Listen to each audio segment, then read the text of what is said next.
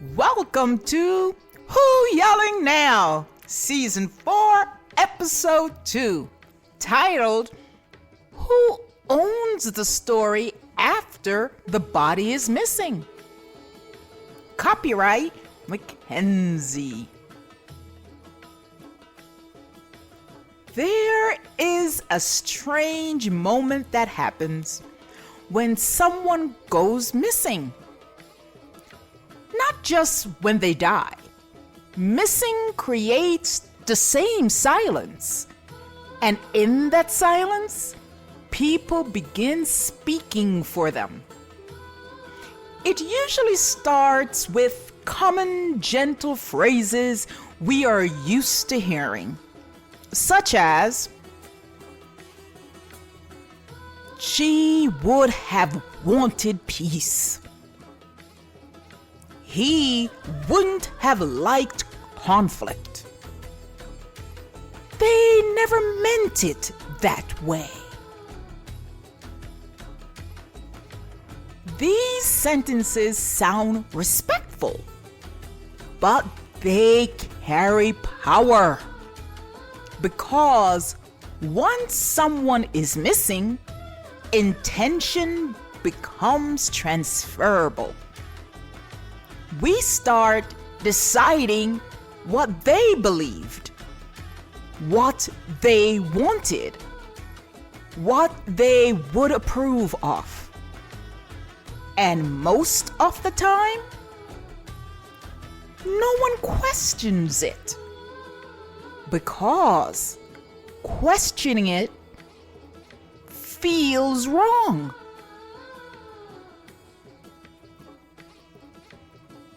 You see, my friends, silence invites management.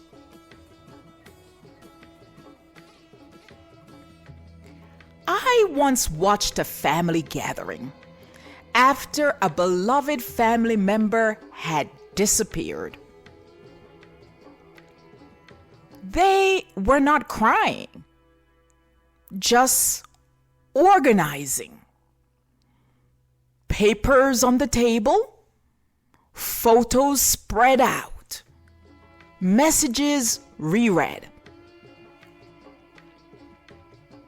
Then someone said, "We should make sure people remember her the right way." And suddenly, everyone had a version of her. The brave one, the gentle one, the one who wouldn't cause trouble. They told stories softly about her. But I noticed something. Every story was clean. No one mentioned the arguments. No one mentioned the doubts, the self-harm, her questionable friends. No one mentioned the choices that didn't fit the picture. Not because they weren't real, because they complicated the narrative. Those parts didn't help people cope, so they were quietly set aside. And then someone said, "She would have wanted us to stay positive." Everyone nodded.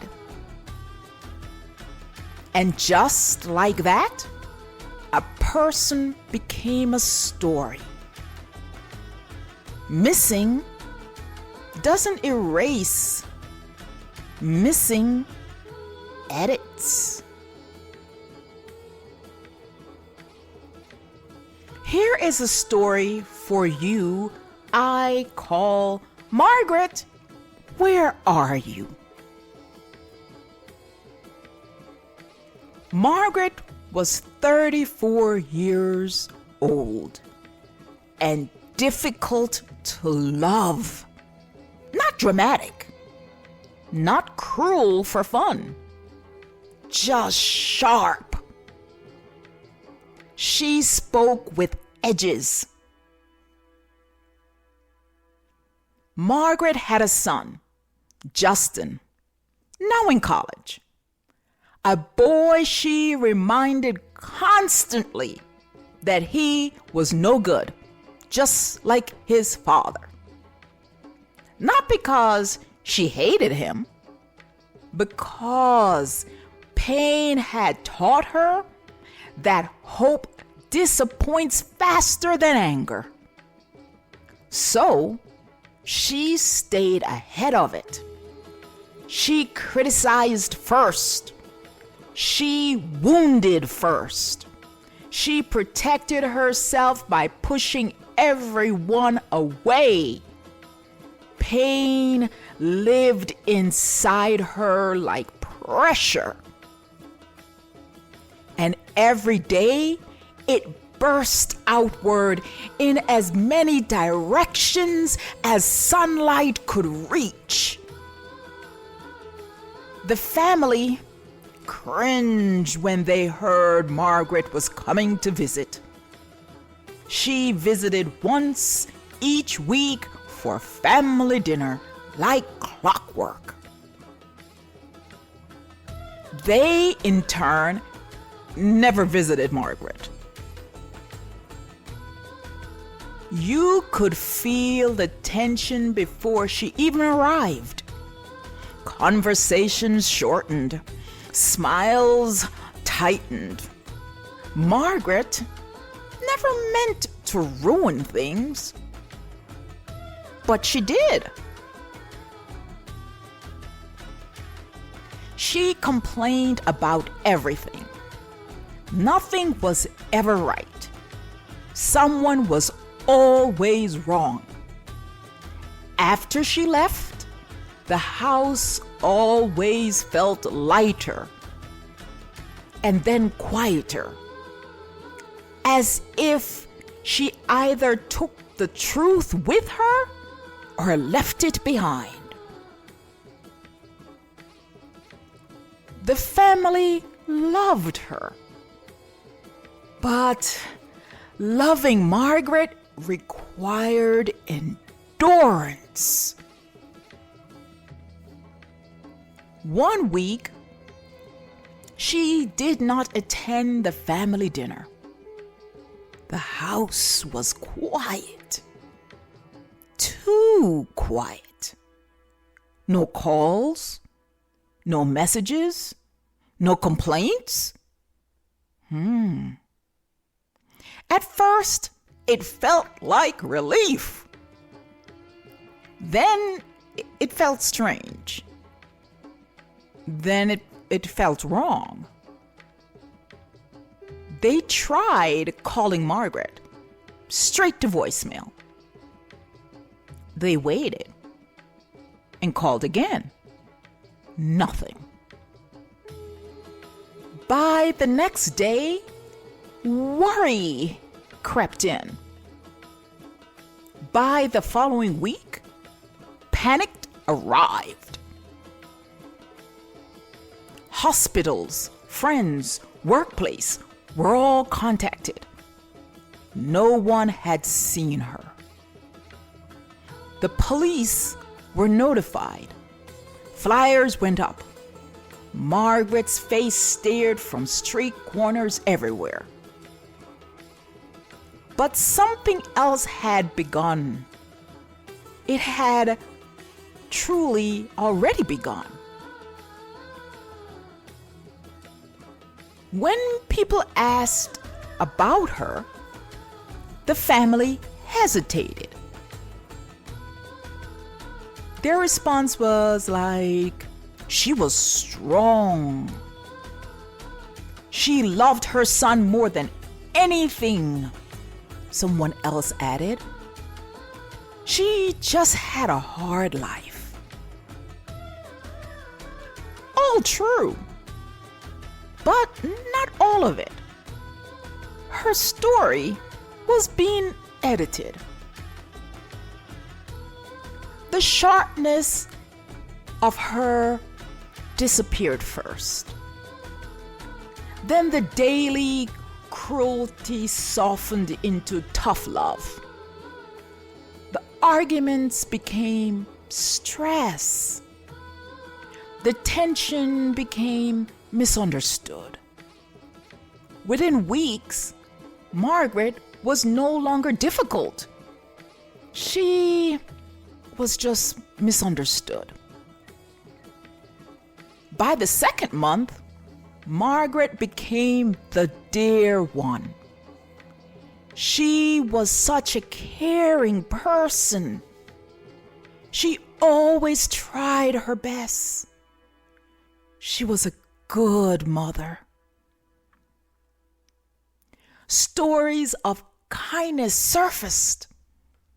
Moments of warmth were polished. No one mentioned the names she called her son. No one mentioned how the family braced when she would have arrived. Not because they were lying, because those parts didn't help people cope. Those parts complicated love. So Margaret changed. Not in reality, in narrative. The missing Margaret was easier to hold than the living one they had known.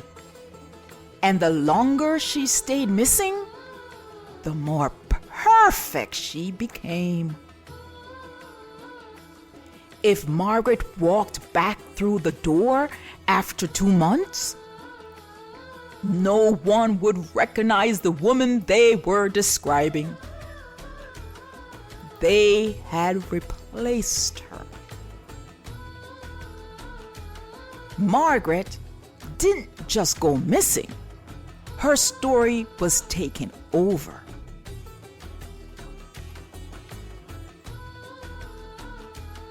My friends, family, dearest listeners, this is what happens when a body becomes missing. We don't lie. We curate. We don't destroy truth. We select the parts that can't survive and the parts that should survive. And once someone is missing, ownership begins.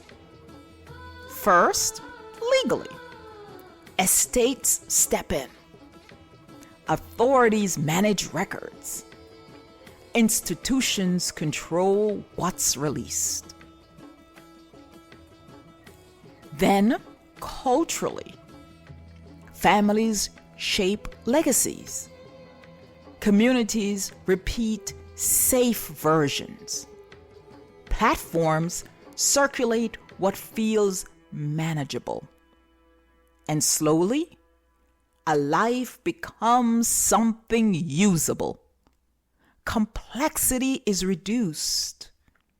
Contradictions are smooth. Because clean stories travel better. Ambiguity is heavy.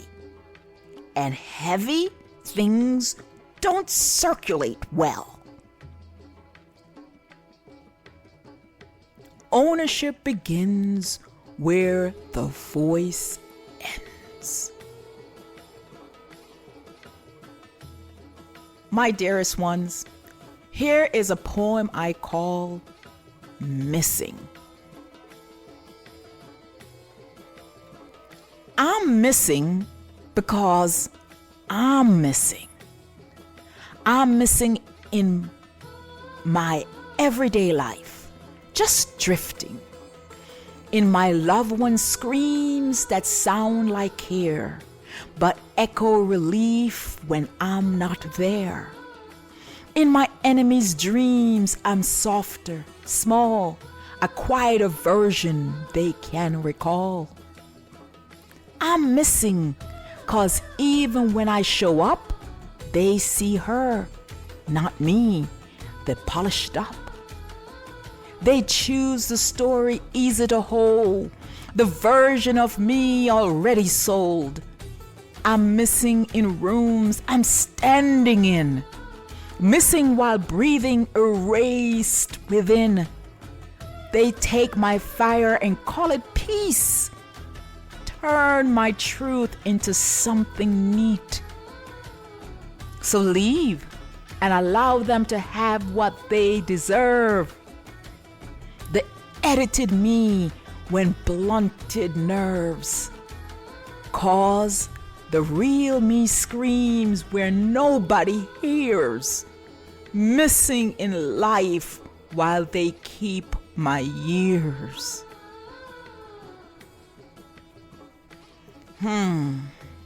So, here's what we don't like to admit. Once someone is missing, truth becomes negotiable. Not because people lie, but because systems prefer stability over uncertainty. A story that can be fully explained is easier to hold. A narrative without sharp edges is easier to repeat. And once meaning is controlled, it can be shaped. Not violently, politely, adjusted to fit the moment, adjusted to fit the audience, adjusted to fit what feels manageable. This doesn't stop with individuals. Families do it too. People do it, especially to our great ones. We shall always remember, I have a dream, and not much else. Communities do it. Countries do it also. Think about it. When governments go silent, who are the others that begin to speak for them? When cultures are displaced, others create their memories. When civilizations lose their voice, others rewrite their meaning. Missing creates permission. Permission to edit. Permission to reinterpret. Permission to own. So, here's this episode questions. If silence give authority, who decide what the missing would have said? And if ownership begins with absence, what happens to truth once no one can object? Because once a story can be owned, it can be managed. And once it can be managed, it can be sold. And once it can be sold, someone always benefits. We're going to talk about that this season. Share your thoughts. Leave a comment. Subscribe. Continue yelling with me, deep thinkers. I shall yell at you in the next episode. This has been Who's Yelling Now?